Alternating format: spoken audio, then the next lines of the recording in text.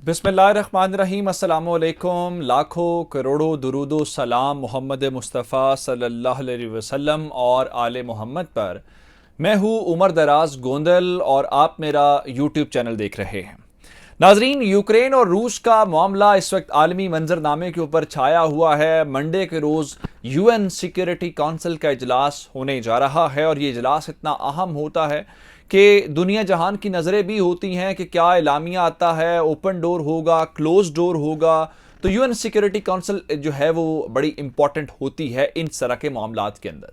लेकिन रूस के सदर को अंदाजा है कि इस वक्त उनके नर्व्स का इम्तिहान लिया जा रहा है, तो इस मामले के अंदर जो काम उन्होंने किया है वो उसमें कामयाब हो गए। पहले महाज के ऊपर उन्होंने किस तरीके से नेटो के अंदर, जिसको बगावत, इख्तलाफात, डिफरेंसेस के नाम के ऊपर आपने देखा कि वो तकसीम नजर आई, जिसके हम बात कर रहे थे कि वो यूनिटी नजर क्यों नहीं आ रही।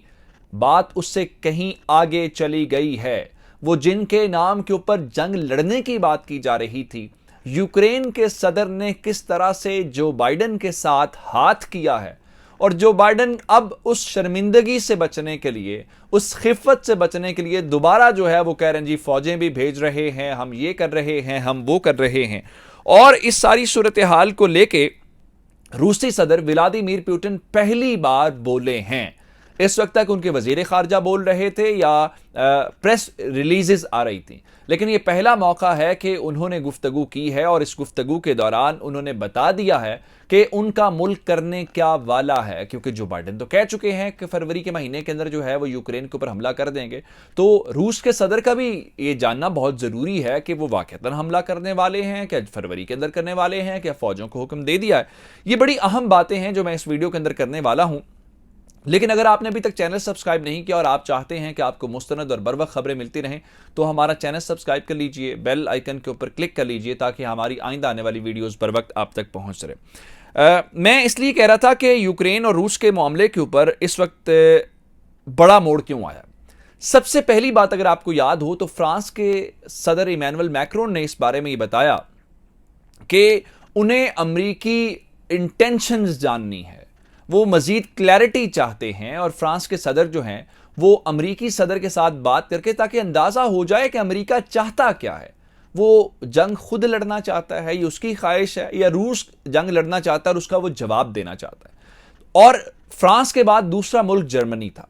जर्मनी ने भी यही काम किया कि लड़ना नहीं है, क्योंकि वो कह रहे हैं हमारी गैस सप्लाई जो है वो मुतासिर होगी, हमारी एनर्जी सप्लाई मुतासिर होगी। तो वो भी डिप्लोमेटिक वेज की बात कर रहे थे। और जब उनसे यूक्रेन ने असलिया मांगा तो असलिया नहीं देंगे, हेलमेट चाहिए 5,000 देंगे। फिर उसके बाद मजाक भी बना, कहा ठीक है आप बाद में सराहने दे दीजिएगा, अभी आप नहीं देना चाहते तो इस मामले में 2-3 डेवलपमेंट्स हुई हैं जो सबसे इंपॉर्टेंट है। पहली बात, जर्मनी जिसने नेटो से हट के बात की, जो जिस यूनिटी की बात कर रहे थे, तो जर्मनी के वजीर खारजा के साथ रूस के वजीर खारजा ने बात की। ये पहला मौका था कि उन्होंने इस यूरोपीय इत्तेहाद के अंदर दरार डाली या उस दरार को कैश किया।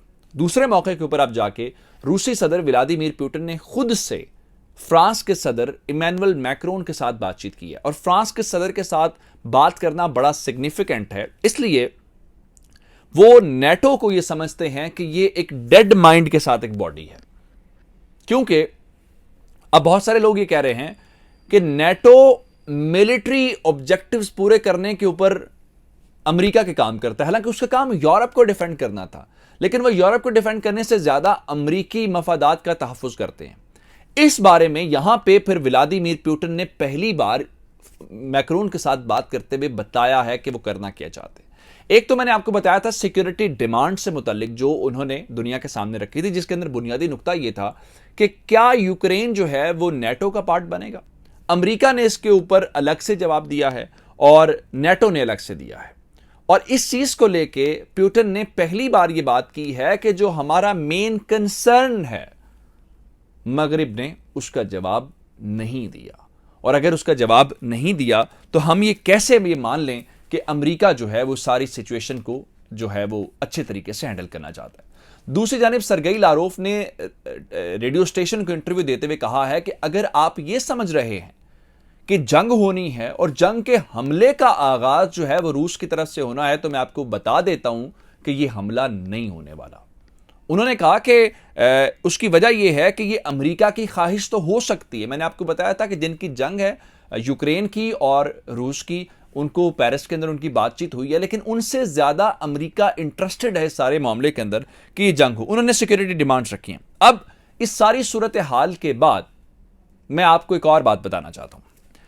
जो सदर जिस मुल्क का है जिसके ऊपर हमले की बातें हो रही हैं, अब पहले मामले के ऊपर यूरोप ने या नेटो ने अमेरिका के ऊपर सवालात उठाए, दूसरे मामले के ऊपर जिनकी जंग लड़नी थी यूक्रेन की, उन्हें भी शक हो गया, वो भी जंग नहीं लड़ना चाहते। किस तरीके से?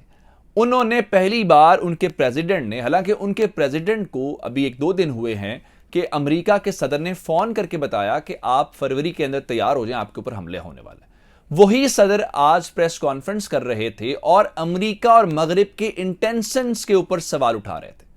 उन्होंने पहली बात यह की कि जनाब ये ना अफरा तफरी ना फैलाएं। मैं आपको अल जजीरा की हेडलाइन उसमें जो उन्होंने इस बारे में लिखी है कि उनके सदर ने क्या कहा है, वी डोंट नीड पैनिक, हम नहीं चाहते कि अफरा तफरी फैले। उसकी क्या वजह है? उन्होंने कहा कि जंग हमारे ऊपर होनी है, हमला हमारे ऊपर होना है, ये अमेरिका और बरतानिया यहां से सिफारतकार क्यों निकाल रहे हैं? फिर उन्होंने नाम लेके जो बाइडेन का न्यूज कॉन्फ्रेंस के अंदर ये कहा कि इस वक्त अमेरिकी सदर को जो खतरात लग रहे हैं, जो उनकी असेसमेंट है, रियल में ऐसा केस नहीं है। तो यूक्रेन के सदर खुद मुकर गए हैं उस सारी चीज को लेके जो अमेरिका कह रहा है। हालांकि उस सिक्योरिटी डिमांड के जवाब में जो अमेरिका ने जवाब दिया था रशिया को, उस पे यूक्रेनी सदर ने कहा था जो अमेरिका ने कहा वो हमें कबूल है। और अब इस सारे मामले को लेके जब उन्होंने ये सारी बातें कह दी हैं, और अब 2-3 और इंपॉर्टेंट बातें इस सिलसिले में हुई हैं। अब अमेरिका इस खिफत को मिटाने के लिए कि नहीं नहीं नहीं खतरा तो है, अब उन्होंने क्या किया है कि अमेरिकी सदर ने कह दिया है कि वो small number of army man या स्मॉल नंबर ऑफ ट्रूप्स जो है वो ईस्टर्न यूरोप के अंदर भेज रहा है। साथ ये भी कह दिया कि नॉट टू मैनी, यानी कोई ज्यादा नहीं है। और उनकी फौज के सरबराह कह रहे हैं कि बड़ा हॉरिफिक होगा अगर इन्होंने हमला कर दिया, जबकि वजीर दिफा कर रहे हैं कि अब भी डिप्लोमेसी का जो रूम है वो मौजूद है।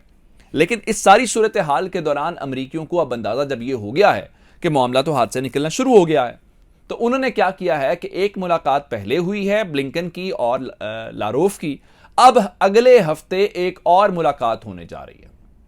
कल संडे है और परसों यूएन सिक्योरिटी काउंसिल का इजलास भी है।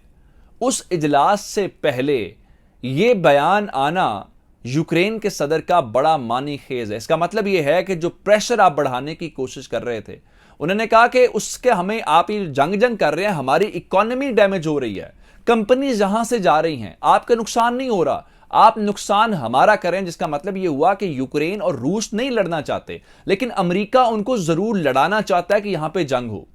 लेकिन रूस को यह भी अंदाजा है कि अमेरिका यहां पे कोई कोशिश भी कर सकता है। उस सिलसिले में वो क्या कर रहे हैं, उन्होंने बेलारस के अंदर अपने जंगी तैयारे Su-35 वगैरह पहले पहुंचा दिए। आज हमारे पास खबर यह है कि 12 पेंटासार-S मिसाइल जो हैं, ये एंटी एयरक्राफ्ट मिसाइल हैं, उनको डिप्लॉय कर दिया है बेलारस के साथ।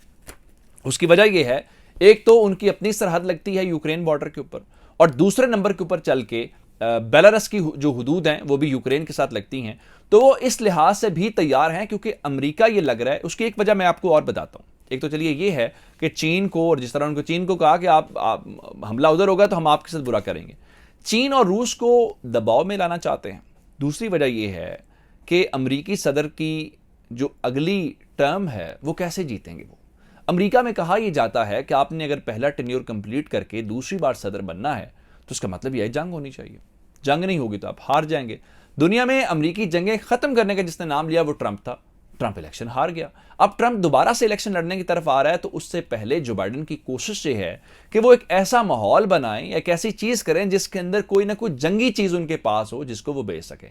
तो मेरा ख्याल ये है कि यहां पे आके उनकी कोशिश ये है कि यूक्रेन वाला मामला ठीक है। उसकी वजह यह है कि अमेरिका जंग तो लड़ेगा, लेकिन अमेरिका बराह रास्त जंग लड़ने की बजाय होगा क्या कि उसके अंदर हमें नेटो और यूरोप के पैसे भी लगेंगे, यूरोप की फौज भी लड़ेगी, यूरोप के रिसोर्सेज भी लड़ेंगे उनके बॉर्डर के ऊपर, और उनके रशिया को सबक भी मिल जाएगा। अमेरिका का तो उसमें मुनाफा ही मुनाफा है, अमेरिका का तो कोई घाटा नहीं है। और एंड पे क्या होगा कि जो बाइडेन साहब इसी चीज़ को अपने वोटर्स के सामने बेचेंगे कि देखिए बड़ा थ्रेट है, मैं दुनिया के अंदर बड़ी कैंपेन कर रहा हूं, तो इसलिए मुझे वोट दिया जाए। तो इसी बुनियाद के ऊपर यूक्रेन के सदर को भी अंदाजा हो गया, और रशिया तो पहले ही कह रहे हैं हम हमला नहीं कर रहे, गो के वो जो उनके कंसर्न है वो सवाले से वो कह रहे हैं दूर करेंगे। तो अब थोड़ा सा सेटबैक हो गया अमेरिकी सदर के लिए। मुझे उमर दराज गोंदल को फेसबुक, ट्विटर, इंस्टाग्राम के ऊपर फॉलो कर सकते हैं। मेरा यूट्यूब चैनल सब्सक्राइब करिएगा। आपके समातों का बहुत शुक्रिया। खुदा हाफिज़।